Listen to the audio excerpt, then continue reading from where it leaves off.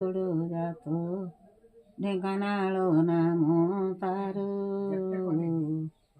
ସେ ରାଇଜ ରାଜା ଦାଉ ଶୋଇ ଶୋଇ ପ୍ରଜା ହେଲେ ହର ହର ଥରବର ନାଚେ ଯାହା ରକତ ମାଉଁସ ମଣିଷର ଦେହ ନ ପାରିଲା ସହି ଏକ ମେଳେ ହେଲେ ରାଇଜର ନା ଶୁଣି ସିନା ବନ୍ଧୁକ ଉଠାଇ ରାଗେ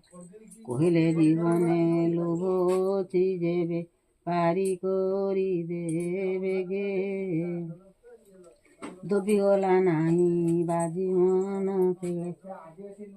ଘାଟ ମନା ତୁମ୍ଭ ପାଇଁ ପାରି କରିଦେଲେ ଆମ୍ଭକୁ ମାରିବ ବୋଲି ଗାଁ ଗଣ୍ଡା ସାଇ